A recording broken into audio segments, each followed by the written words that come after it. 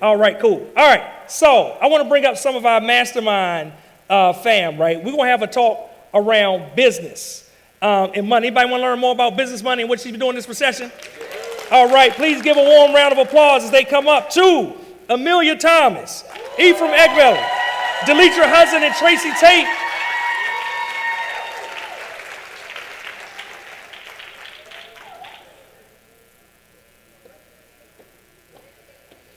Ephraim, Amelia, Delitra, and Tracy. Come on, come on, come on, come on. Do the next one.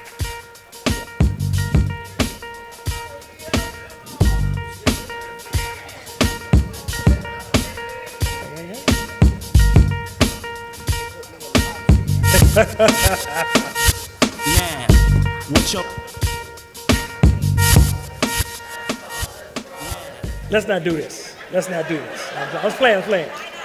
I love foolery. All right, if we could, right, because some of our new members may not know y'all, if you could one by one just introduce yourself and start with Amelia and work our way down to Tracy. All right, good afternoon, everyone. I'm Amelia Thomas, the managing partner at Empire Capital Ventures. And we work with first-generational millionaires to help them create 9 figures in wealth through advanced tax planning and wealth management. All right, give it up for Amelia. How's everybody doing? My name is Ephraim Egbele, and along with my beautiful wife, who's not here, she couldn't make it, but she's watching. We are the managing directors of EFS Group LLC, where we help our clients manage their money so they can scale their business with confidence. Been in business now since 2009 and work with well over 100 small businesses, so excited to be on this panel. All right, give it up one time. All right, Delitra Hudson. Great afternoon, everyone. My name is Delitra Hudson, owner of Delitra Hudson LLC, financial coaching and consulting firm based in St. Louis, Missouri, where we work to transform the state of financial management in communities worldwide. We work with municipalities, local governments, small business owners, and professionals.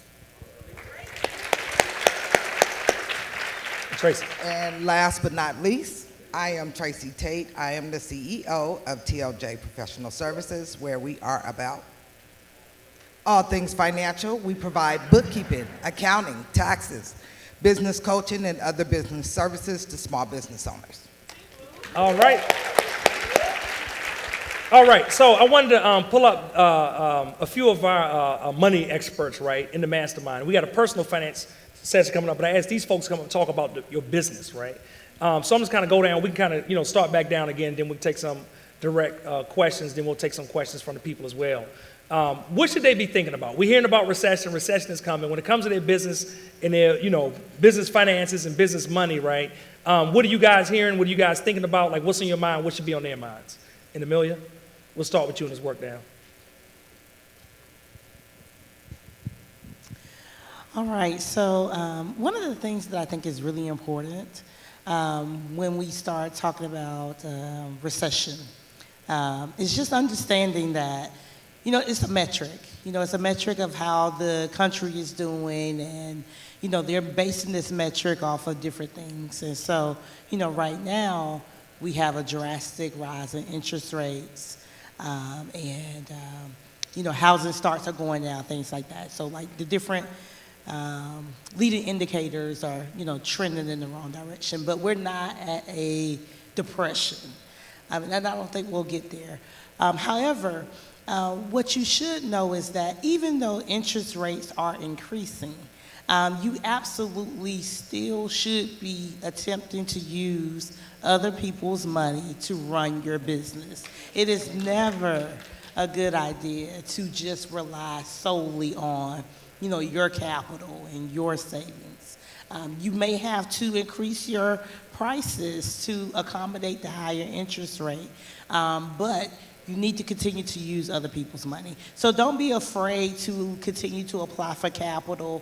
Don't be afraid to get those loans. In fact, if you haven't even started, I would encourage you to do so, because at some point, the money supply will start to tighten, and when that happens, you're going to have a more difficult time obtaining approval for that funding. So while that has not started happening, I would encourage you to get out there, talk to your bankers, your lenders, your partners, and figure out how you can access more capital.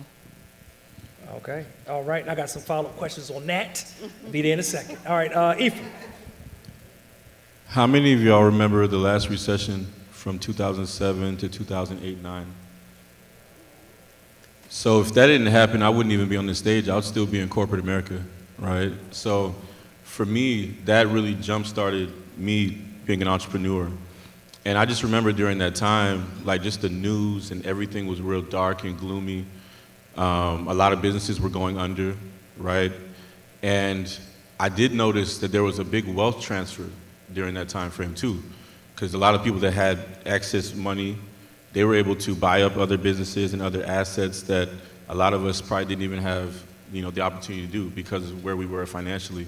So I always kept that in the back of my mind. And I was like, you know what, the next time something like this happens, how are we going to be prepared to be in that driver's seat and take advantage, right? So if you haven't already started doing now, having some cash reserves, I think is going to be extremely important, just to weather any storm that might happen, and then also to take advantage of opportunities out there.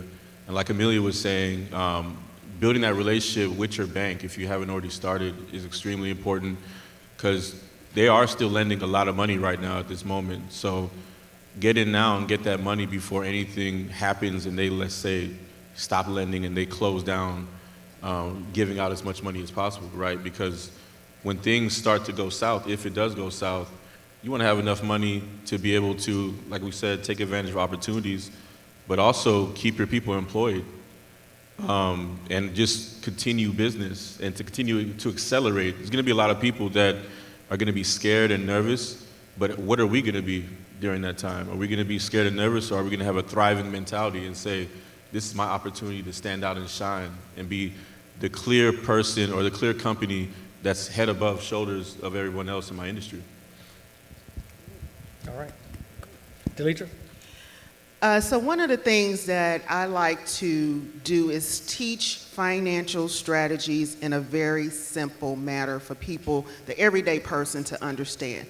So when we hear the term recession, many people have heard that term, but what does it really mean to us? So if you recall, when you were in elementary school, and you were in the classroom all day, but it was a time for you to play with your friends and go outside. What was that called? Recess. Recess. Okay. So a recession is when we take a break from spending. We take a recess. We recede from our everyday spending habits, which has an impact on the industry and the economy. So with that being said, yes, we will have some control over what happens, but the recession is inevitable because of the inflation. How many have raised your prices, or if you're still working a job, got a 50% increase? Because right now, gas from a year ago has increased over 50%. Chicken, we all know how much chicken costs. Eggs, when you They think a judgy about... group, Delitra. They gonna act like they ain't eating chicken. So when you think about those things and put them in perspective to you, your household, your clients, you have to think on a different strategy about how we are attacking and combating what is getting ready to happen with the economy on a worldwide basis. So I hope that that breaks it down just a little bit more for you to understand in bite-sized pieces of what we're really talking about when we talk about the economy and how that affects you. But if you are an investor, this is one of the things that I tell my female clients is dresses are on sale right now. So if you're an investor in the stock market, and some people are looking at the stock rates taking a plummet, then go buy you some dresses. not literally dresses. It's time to invest because the stock market is a game for the long term. And if you can get it cheap now, then on the other end of it, it's going to have an upswing. We even saw the upswing already starting to happen, but it's not going to stay. It's going to go down again. But, you know, just being able to take advantage of those things. And from a government perspective, I don't know how long I'm supposed to talk. Am I supposed to keep going? Okay, you know. And from a government perspective, what I'm seeing, because I work with municipal clients and I work with the businesses who connect with the municipalities, as business owners, there is plenty of money out there for the small businesses. There's plenty of money for nonprofits. Many of us don't know that the funds exist, so we're not going after it. Remember, when the pandemic started, we just pivoted. So you don't have to pivot as hard. You need to think about what that pivot looks like, but there are resources to help you from the local, state, and it's coming from the federal level that is trickling down to the state and local governments. So how do you find it? I recommend contacting your local municipality first, and then start researching on the state level, how much did my municipality get? So that you know now, what is my municipality's plan for that money? Many municipalities still don't have a plan.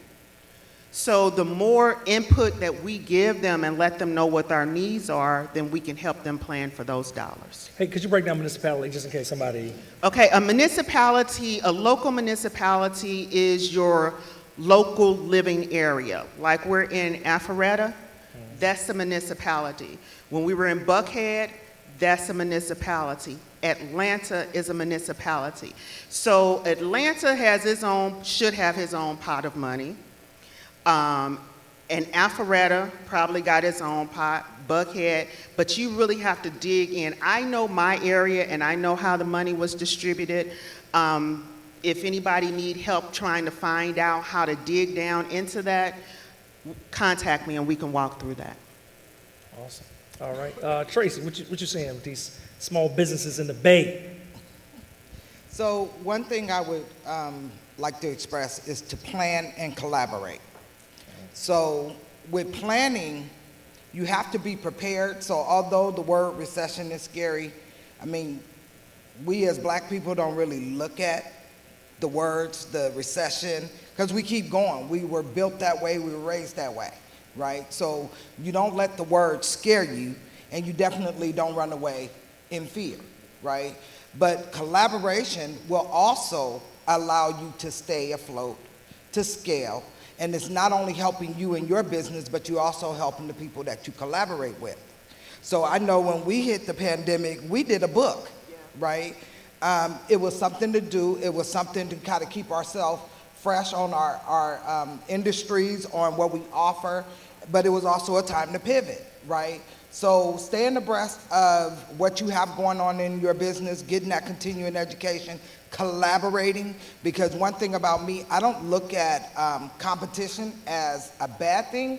I look at it as an opportunity to collaborate, to learn from my fellow mastermind up here, to learn from you all, right? So don't look at a recession as something bad. Look at it as an opportunity.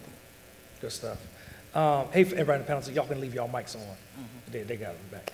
All right. I want to follow up with Amelia and Ephraim. Something y'all said. Both of y'all talked about the opportunity to go out and get money, get lending, get loans, whatever it may be. Now, you said the banks are still giving out money, right? So it sounds like to me y'all were talking about the fact that a lot of times the best time to get money may not be when you need it, because when you need it, it may be too late. Can you just go a little bit deeper on that?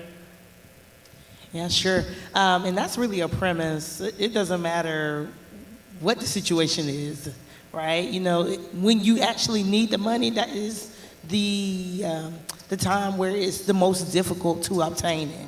You know, more than likely your debt to income ratio is higher because you need the money and therefore you're using your credit cards a little bit more than what you would have ordinarily been using them, or you took out that home equity line of credit, you know, to help buy more inventory and things like that. And, you know, those impact your your ability to obtain more funding. So while, your credit cards are still paid off and, your debt to income is lower, go ahead and start applying for those SBA loans or a private loan with your bank or whatever the case may be, and just have that money on standby.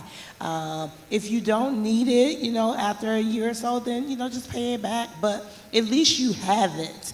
But more importantly, you really should be trying to use this money to get you to the next level. It's not enough just to have it available. You want to be able to, just like Ephraim mentioned earlier, times like these are perfect times for, mergers and acquisitions and being able to pick up, businesses that are going under, who still have systems and processes, employees, and, all these things in place. But for whatever reason, they just weren't able to weather that storm. But if you have capital, you can swoop in and you can get these businesses, for a fraction of what they were selling for, previously. And that is how larger companies are built. They're built through mergers and acquisitions, and not necessarily you beating the neighborhood road every day looking for new clients. Like, they're buying other businesses that are already successful. So yes, the time is now before you start increasing your debt to income ratio with revolving debt that makes it more difficult to be approved for financing. Ephraim, anything you want to add to that, or you good? No, I echo what Amelia is saying. It's extremely important, because I think a lot of times in my situation, whenever I look at clients or just people in general, we tend to go look for money when we're kind of like on our last foot, right? And I always tell people, put yourself in the feet or in the mindset of a bank. We've all lent money to people before, right? How many of us actually get it back, right? So if you're a bank, you're going to look at someone and you're going to look at their financial statements. You're going to look at whatever it is they're giving you to see if they're someone that you can rely on to actually pay you back. And so if you're looking at their financial statements and you're seeing that they have debt, a lot of it, their cash isn't really together. There's a lot of things that are like red flags to banks that will say, you know what, come back later once you've fixed all that. But imagine going to the bank, and you have money in your bank accounts, you have little to no debt, you have really good cash flow, revenues are really good. What's the bank going to do? They're going to look at you and say, okay, I actually want to give you money, and if you pay it off, we're going to give you more money, and we're going to give you more money. You're building a relationship, right? So I always say, look at it like that. Always think about, what are some things that I'm not doing right now that I can do differently that will make me a better candidate for a loan? And the byproduct of that is, let's say in the future you want to sell your business, same type of mindset too. If all your financials and everything is good, then now whoever wants to buy it is going to review it and look at it and say, okay, this is a viable business that I can purchase, and I got to pay them even more than probably what I would have wanted because their business is well put together, right? So I think those things are important to really think about. If I can, I want to add to that. So on the topic of financials, I know when the pandemic first started, a lot of the clients that we picked up was because their books was not in order. So I'm not sure who that was on this side that talked about having a dependency on bookkeeping or their bookkeeper, but it's a needed position. Even in corporate, when I worked for corporate, they didn't realize how important like accounts payable was. It's like, okay, but if we don't pay your bills, you can't go to a bank and get money or borrow. Same thing with your financial statements. You're not working for corporate anymore, you're working for your business, but you have to treat your business as if it's a corporation, whether you're a corporation or not, and look at it from that mindset that your books have to be in order. And I don't mean just, oh, it's in my bank statement. So people get that confused too, thinking that they can run their business by their bank account. You cannot, because your bank doesn't tell you what's outstanding. It's only telling you what came through. So keep in mind, your books is very important when you're talking about lending and using other people's money. Yeah. From a government perspective, and you're looking to try to get some of the money that is out there for your businesses, making sure that your books and your business structure is properly set up. is another key to successfully acquiring those funds. Because one, they really want to make sure that you are a valid business. And the only way for them to do that is to rely on information that may come from your state, which is your state formation, and business licenses within the counties, the cities, the states that you work for. So some of us just jump out and we start doing what we are very passionate about, because that is what our passion is. But the foundation of making sure that your finances are in order is very key to the scaling of your business. Very good. Hey, if y'all got questions, start writing them down, because I'm coming to y'all in a second for questions as we go on. But Tracy, you were talking about bookkeeping and everything. And I want to like just emphasize the importance of what they're talking about, right? Around like having your just financial house in order when it comes to your business.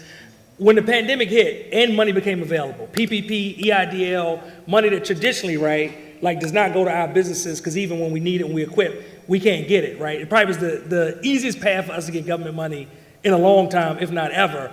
A lot of people just literally just couldn't get it because they didn't have clean financials to actually go into a financial institution and actually show this is what it is. And over the years, y'all, we've had a lot of mastermind businesses that when time was ready and when they were ready to grow and they needed to grow and they needed to get funding, they needed to get money, they were denied because they had inadequate tax preparation, and somebody preparing your taxes saying, hey, show a loss every year so you don't have to pay taxes. And then when you go into the bank like, you lose money every year, why would I lend you? Right.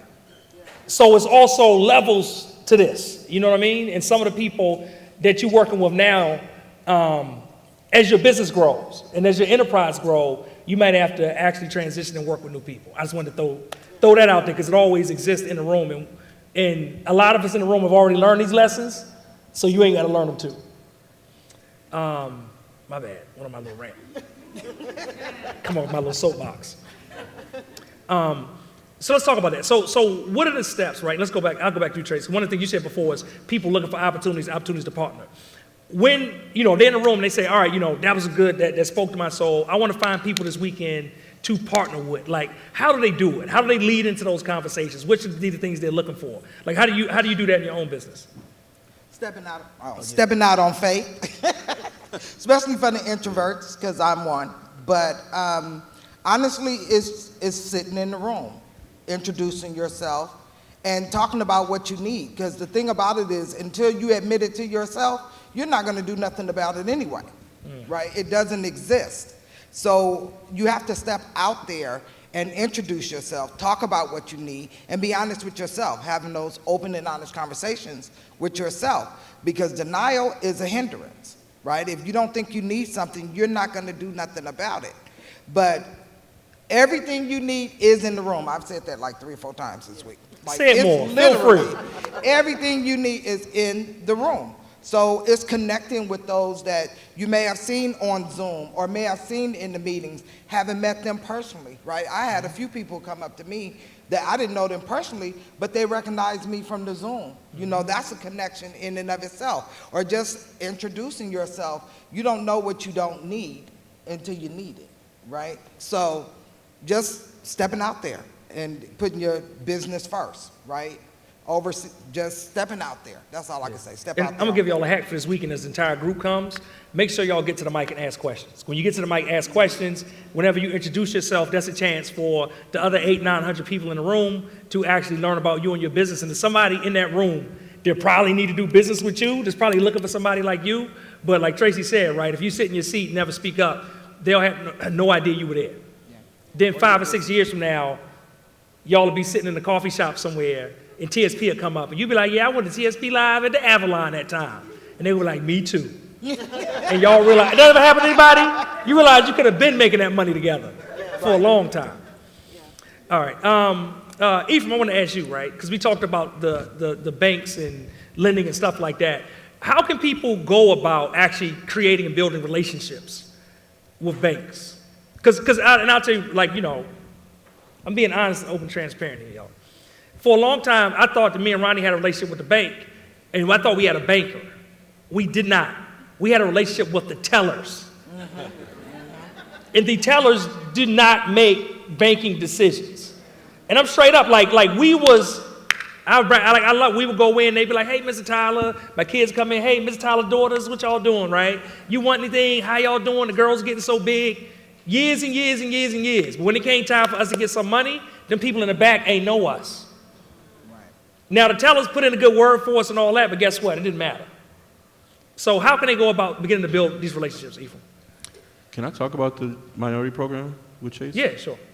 So, I mean, one of the things that I would say, depending upon what bank you're with, right, some banks have actual relationship managers that are assigned to you, right, but a lot of times they're not going to, they'll probably email you or call you, but I say be more assertive with the relationship and go to them. Go to your branch or call your bank and see like, hey, do I have a relationship manager currently based upon where I'm at? Go into your branch and possibly talk to the manager of the whole branch and say, hey, I want to form like a better relationship with you guys. Like I don't just want a relationship where I'm walking in and I'm speaking to the teller, I'm getting money out of the bank, I'm depositing money. Like I actually want a more fruitful relationship so I can learn what I need to do to put myself in position to qualify for lines of credits and loans. How many of y'all in the mastermind have seen me talk about the Chase Minority Program? Okay, it's a lot of people. So Chase recently, and I'm gonna talk about this because I think it's very important because I found out about it at the top of the year and I was like, okay, I gotta share this with everybody. I was a part of an accelerator and we did a pitch competition, I wanna say like February, March. And one of the girls that was in the competition had told me that she's a part of this Chase Minority Program. I'm like, what is that exactly? And she was saying, well, Chase created some program for minority business owners last year, I wanna say June, July.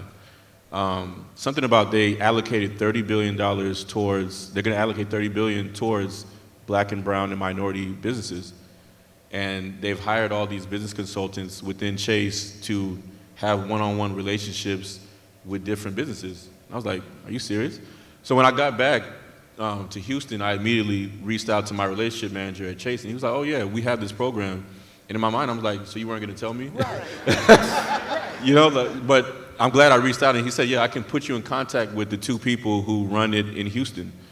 And so I was like, if I didn't know about this, how many other people don't know about this? So what I did is I went on LinkedIn and I found... Save it. Just save it for, when you speaking? Friday, Saturday, just save it. We got you. LinkedIn, we're gonna learn all about LinkedIn. We're gonna be on there changing profiles.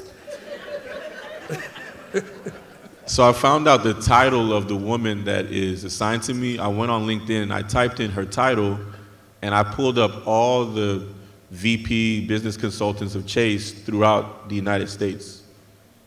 I put them on a spreadsheet, and I reached out to each one of them individually. And I was like, I need to have a one-on-one meeting with you.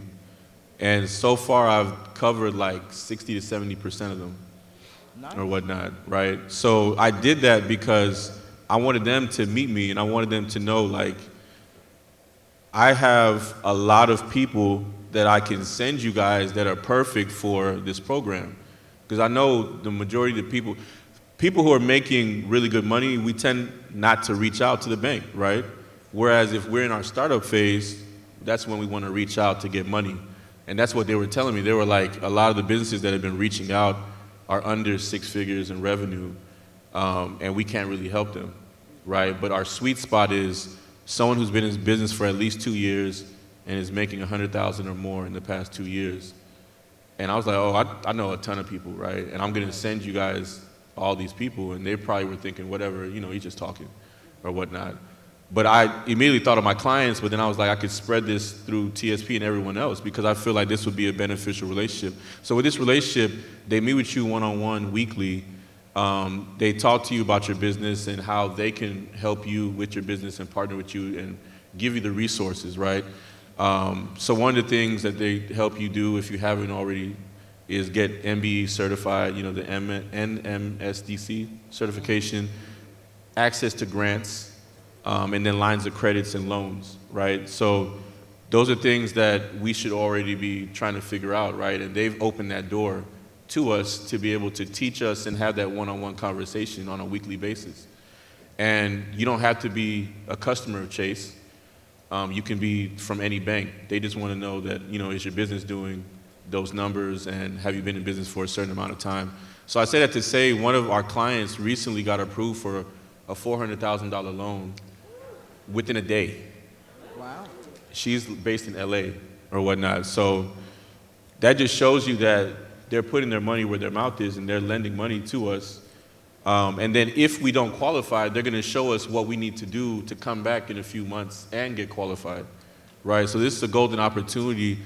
I'll put a link, or I'll share the link with everybody. I put it in the mastermind, but I'll repost it again so y'all can fill it out. And then people on my team will submit you in the Chase. And then we're going to follow up to make sure that they actually reach out and they do their job, because I feel like this is a golden opportunity for us. Another thing, too, if you can get money from Chase, who else can't you get money from, right? Because they're one of the biggest, if not the biggest bank, right? So that doesn't necessarily mean that we just got to work with them only. No, we take everything that they're asking us to provide to them, and we take it to everywhere else, and we get that money too. So I think I answered the question, hopefully. I don't remember, Ephraim. I'm just listening. I was just like, that's pretty good, brother. I'll tell you what, let's go with it. Let's go with it. One of the things I wanted to piggyback on what Ephraim was saying, and I learned this, and y'all probably heard me, people around, y'all heard me talking about a personal story. What I've realized, can I share something I realized with y'all? When I realized over the years is that most of the time when I felt like banks were discriminating against me, they were. No lie. What I've realized is that in our own journey of building a business, building wealth, stuff like that, what I've realized is that a lot of times when I felt like, you ever feel like something ain't right, but you can't necessarily compare it to nothing? Because how many of y'all, you may not come from a family of business owners or business owners that have grown businesses y'all size, anybody else other than me, right? So it's like I don't really have somebody always to be like, hey dad, hey cousin, hey, when you built your business to 6, 7, 8 figures, what was the process? Ain't nobody to tell me the process other than people in this room, right? But what would happen is stuff just it just always ain't feel right. Like it shouldn't have to be all of this. And it wasn't until I got with a bank where it wasn't all that, I realized I was correct the whole time. And y'all probably heard me talk about, was with a bank for 12 years, literally building a business from zero up to multiple 7 figures. And then when we went to buy our building, them jokers would not give us the loan. And they ran us all through it. Amelia, remember that, right? They ran us all through it, all around the bushes, everything. Crazy. Asked me for, something, right? I went to our CPA that does our taxes. He was like, are you sure this is what they asked for? I said, yeah, I'm going to put you on the phone with the guy from the bank. He talked to the guy at the bank. He called me back and said, Lamar, what they asked you for is one step short of an audit. And there's no reason they should be asking you this for the money, because the money wasn't even a whole lot of money. It was money, but it wasn't a lot. We had more cash in the bank than the actual building we was trying to buy. We just didn't want to allocate the money like that. And they took us through everything over months and months until we basically, by the time we got the money, and it's a much longer story, by the time we finally got it, we agreed on a price with the seller. The day we sent the contract over, somebody else came in with an all-cash offer and beat us to it because the bank dragged us out 2 months longer. We went through the SBA process. Where's Spicita at? Spicita was, somebody's pointing over there, I don't know. Is she? Is she not there? Okay, she over this one. Spicita was on the phone with us. I don't know if Spicita remember this. What a dude was going through the SBA process. And Spicita was about to cuss these people out. Because Spicita was like, there's no way in the world they should be asking you the questions they asking you. And they was digging so deep into the business, this dude just could not believe we was making the money we was making. And it shouldn't have to be that hard, right? So when you feel like it shouldn't have to be that hard, know that you're probably right. Now, you have to figure out what to do beyond that point, but you're probably right. And it wasn't until we got to the other side, where literally, like I said, after going months and months with a bank that wouldn't give us the money, I literally called a bank up on the corner, up on the phone, and from that phone call, we closed within 60 days on the building. We only met the lender one time, in person. And that's when he's like, hey, I need y'all to come fill out some paperwork and we went to fill out the paperwork. He talked to us for an hour about his daughter that was getting married, about how he used to be an entrepreneur, about how he liked our website, about everything else but financials. And when we left, we was like, man, it should have been that easy. And since then, they done funded 3 or 4 other properties for us. Since then, anything we need, they do it. Since then, when we need an account open, they say, hey, you ain't got to come in. They say, I'll walk over and I'll open the account for you. When he need us to sign something, and we like, man, we can't get over there by the time it ends. He said, I'm working late. And we pull up, we just call him, he come out the back of the bank. I feel like, I am a black man out here. I be like, with a popo. Don't let the popo see this thinking something. He come out the back door, give us a signature card, and he walk back in and be like, all right, see y'all later. He down the street. It's been times when he like, hey, I need y'all to do this signature card for this account. I'm gonna drop it off in your mailbox at the house and just bring it back up later. So when you feel like it don't have to be that hard, it don't have to be. Now, sometimes we might still have to deal with it, but I want to just let you know you ain't crazy.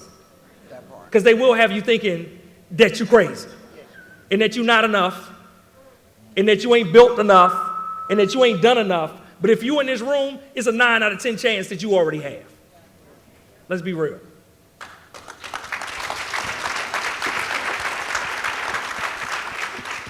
All right. Do y'all have any questions for the panel? And if you got one, I'm just calling you. You have Jennifer. So if you could stand up, say it out loud, and then I'm going to repeat it so all y'all can hear it. Oh, we got mics. Oh, cool. I didn't think we had no more mics. All right, you can say it to the mic. And then Zoom, if y'all got questions. Live stream participants. If y'all got questions, drop them in the chat, and we'll come to y'all in a second. Yeah.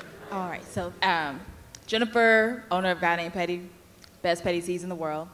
If your business is not yet in the black, should we still be trying to get these relationships started? Like, besides working on the bottom line, what should we be doing if your business is not yet in the black?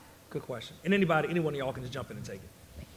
I would say yes, because a relationship is where it starts, and they can actually guide you on where you need to work on or what you need to get in the red, to get out of the red. So it's the relationship that goes the farthest. If I could say, like, that relationship piece, like, she really talking about relationship. Like, a lot of times, the people that give us the most money is people just like us the most. Like, that relationship piece is real. It is. Where's the mic at? Who got the mic? If you just get somebody the mic, there we go. Let's go to Zoom real quick, and then we'll come back. Did you have something to add, I Demetri? wanted to Yep, add to what Jennifer's question was. I would also recommend getting a relationship with your local officials. The people who work in the city halls, because one, your relationship should go beyond them just issuing a business license for your business. You should be able to, right now there is the American Rescue Plan money called ARPA. That's free money. They're probably not going to even look at your financials. They just want to substantiate that you are a business. So pick up the phone and just call your municipality. Ask for the finance department. 2 questions you want to ask. Did you get the ARPA disbursement? Did the municipality take the ARPA disbursement? Because they're not required to. And if so, how much is allocated for small businesses? And then the follow-up to that, what do you need to do to get it? That's 3 questions. So that would be what I would jump in on, that relationship there. Real quick, Ephraim. No, I was going to say one hack, and I'm sure Adrian will like this. Add your relationship people from your bank on LinkedIn. So that way, whenever you're sharing your wins, they can see it, and they can be like, okay, that's a relationship builder, I think, too, because they're seeing and learning more about your business. Because mine, he always comments on everything I post. So I think that's important to do, too. Cool. All right, let's go to the Zoom for a quick question. There was a question about what ARPA was, American Rescue Plan Act funds. All right. Zoom. Yes, hi. We have a question from Lori. Would you recommend offering high-performance team member equity or bonuses? If so, how frequently a bonus or what recommendations for equity? Do you think this would help with retention? Let's save that question for one of the HR folks or something like that. I want to make sure we get like mostly straight up like your banking, financial questions, stuff like that with this panel so we can get the most out of them. Whoever got the mic, we can go. Hi, I'm Keisha Chester. My husband and I were the Marriage Success Mentors. We help couples who are recently engaged and who are married who want to build a legacy that lasts and avoid divorce. And then, so my question was in regards to, we have not taken out a business loan. We do have cash, we do have personal excellent credit. But in regards to what are the best, would it be better to go like to a larger branch like a Wells Fargo or a Chase versus interest rates for doing like a small business loan or whatever else the case may happen to be? I don't know where the better rates would be for something like that, or any. So I definitely think you should probably start smaller if you can. Like, you know, everyone loves, you know, the Wells Fargos and Bank of Americas, things like that. Everybody love Wells Fargo? The larger banks, the larger banks. The fourth or the fifth time they took advantage of our community. The larger banks, but to be honest, we have just found more success smaller. So I would start with the smaller local banks, smaller community banks. I would also look for the banks that have DSBA relationships, and I would start there, particularly if you're still a smaller business. It takes a while to like get through the SBA funding and process, but like once you're in it, you're in it, and you'll have much more greater success of getting other business funding in the future. So like if you have a small community bank, that's really where I would try to start first. Okay, thank you. One of the things I would advise for y'all too, even if you just go through the act of preparing, it makes it way easier when you need money, when all your financial documents and everything, right? Because they gonna want your profit and loss, they want your balance sheet, they want a personal wealth statement.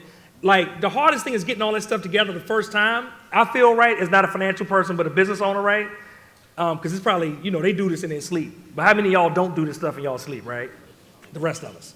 So for the rest of us, it's hard getting that stuff together, but I found like once you go through all that labor of getting it together, then it's easy because from there you're just updating it whenever you need it when the opportunity comes. Okay. Thank you. Let's go to the mic. Oh, let's go Zoom. Let's try Zoom again.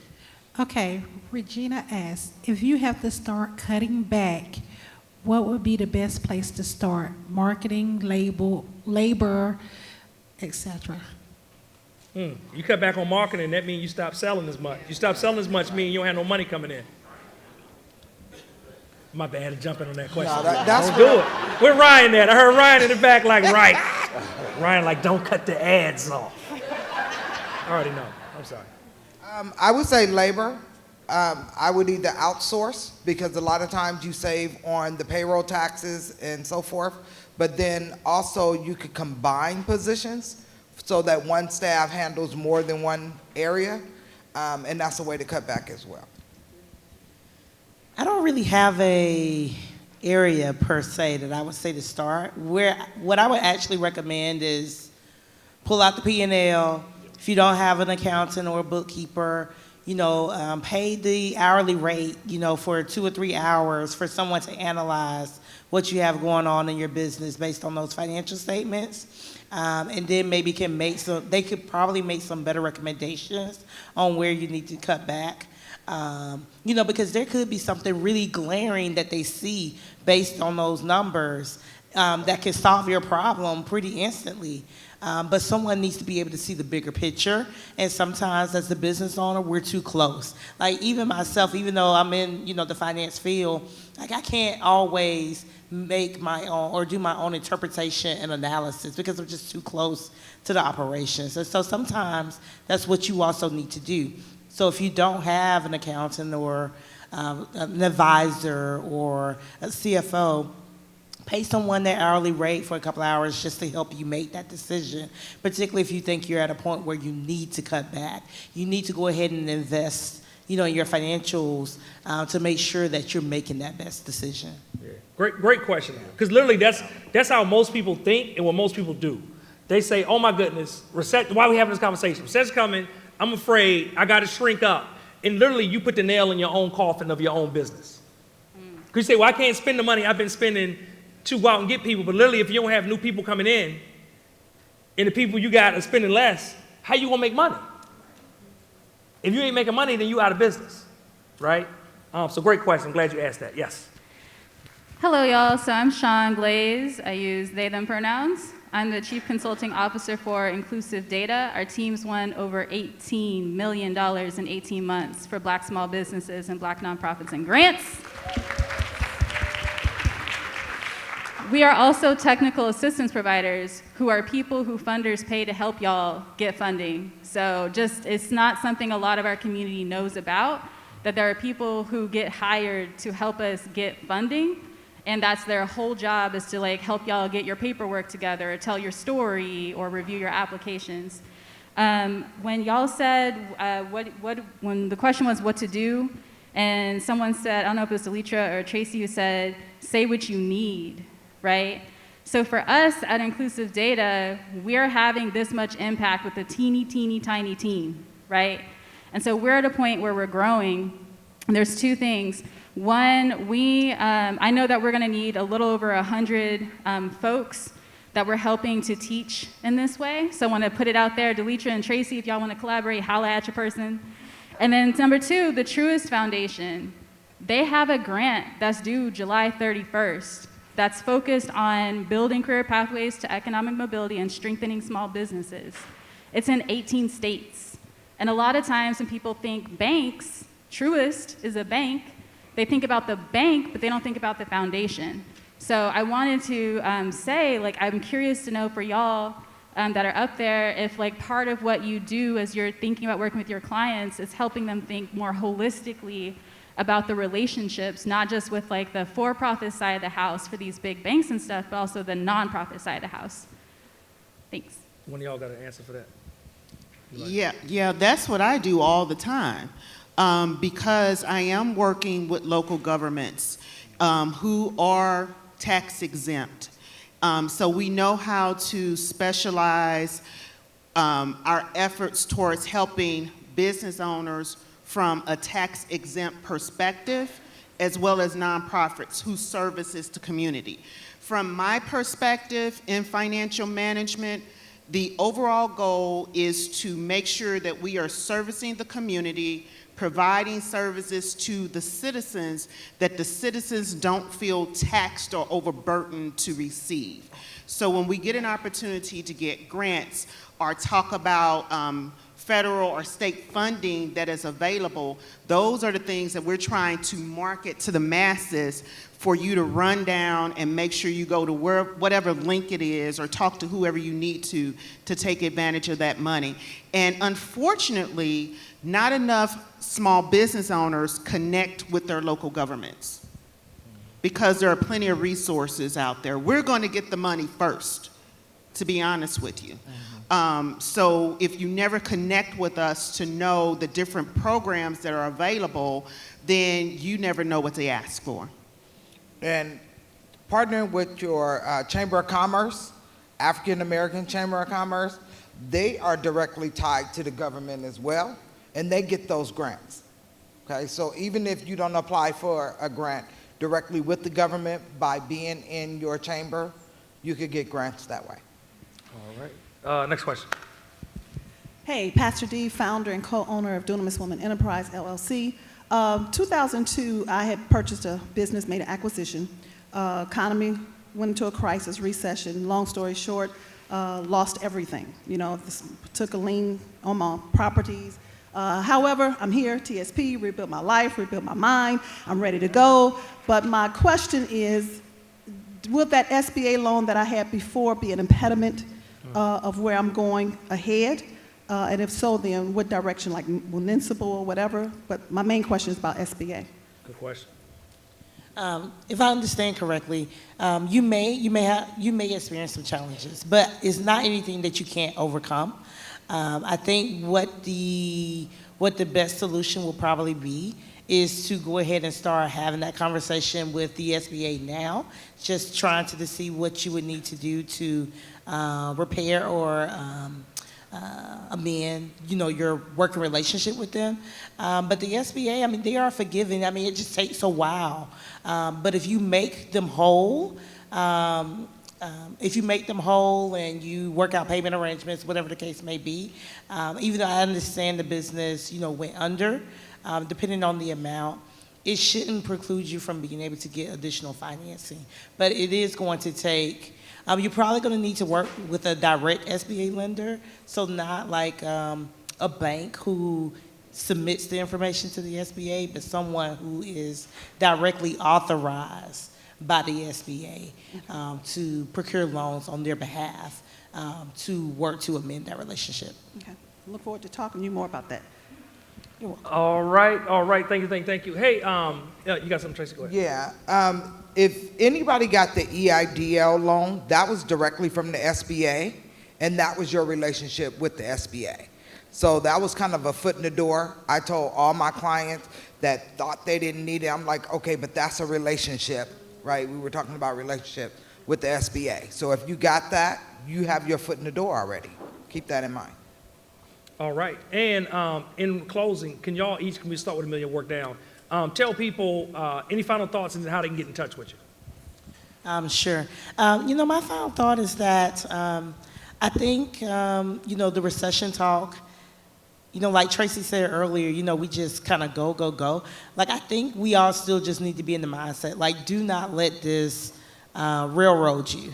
Like, you're going to continue to see interest rates climb.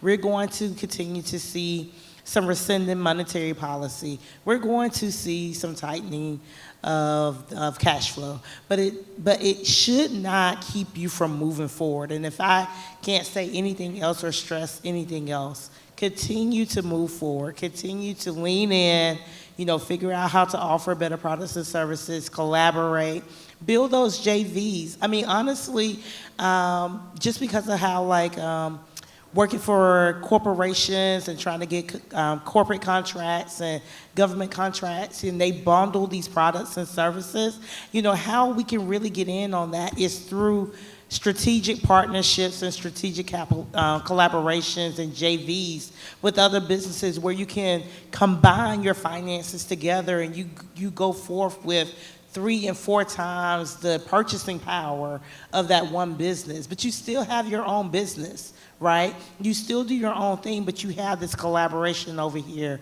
with 3 or 4 of the partners. And that is really, when you think about some of the larger, Black-owned businesses, that's really how they got there. They still had their own business, but they, at the same time, were building those smaller JV partnerships to increase the purchasing power, amongst the 3 or 4 people so they could go after, those larger contracts. I think that's really, when we're talking about recession, we need to start talking and having the conversation of synonymous partnerships. All right. Ephraim. Yeah, I would just say. Oh, Amelia, did you tell them how to contact you? Sorry. You can reach us at www.empirecapitalventures.com. Our number's on the website. Feel free to reach out. And we also have a contact us form. You can fill it out and someone will be in touch with you. All right. Excellent. Ephraim. Yeah, I would say, as the economy starts, continues to do what it's doing and people start to get panicky, just have a mind frame of, that's not going to be me. I'm going to continue to do what I'm doing. I have my plan, and I'm going to continue to trudge forward and take advantage of the opportunities that will arise. One thing I can say about this room is that we are a room full of people who are persistent, and we're going to get it by any means necessary. So I think that's important to continue that mindset, because I could feel in the future everyone around is going to have panic if they already haven't started, right? But how are we going to react to that? Another thing, too, if you haven't already started building cash reserves, build a couple months of cash reserves or something, so that way, if you do have losses in sales, you have something that can, buffer you and take care of you during that time. And sign up for that Chase Minority Program, too, if you haven't already. You can go to my website, www.efsgllc.com, and we have a contact form as well that you can fill out. And you can add me on Facebook. I'll add you back, Ephraim Egbele, as well on there. All right. Delitra. One of the takeaways that I want to leave you with is, even though we are probably going to see a slowing down in our economy, don't forget how to pivot. It was so fitting that we talked about the SWOT analysis, because now is an opportunity for you to kind of brainstorm on, if the economy slows down, here are my opportunities, and kind of start listing those opportunities that you might have to continue to move forward. And don't forget to connect and start building a relationship with at least just knowing who your local officials are, because they may be the connection that you need to, if you're looking for buildings, if you need to go through permitting, it might be those connections that help that process become a little easier. And look for your ARPA money. And you can contact me by visiting my website, www.delitrahudson.com, and go to the contact page, or find me on any social media as Delitra Hudson. All right, and Tracy.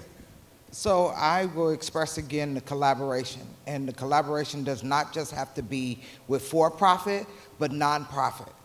Because nonprofit, when recession kick in and when pandemonium kicks in, people go to nonprofit for resources, okay? The government directly partners with nonprofits. So when I say collaboration, it's not just with for-profit entities, it's for nonprofits as well, because they can get a hold of money that you can't, but it's a way for you to sustain your business. You could create those relationships with not just the government officials, but everybody that they're connected to, their funders, right? So think about the relationship with nonprofits as well as the for-profit. And then you can reach us on all platforms, including my website at TLJ Professional Services, or about all things financial. All right, y'all, give it up for our business financial panel.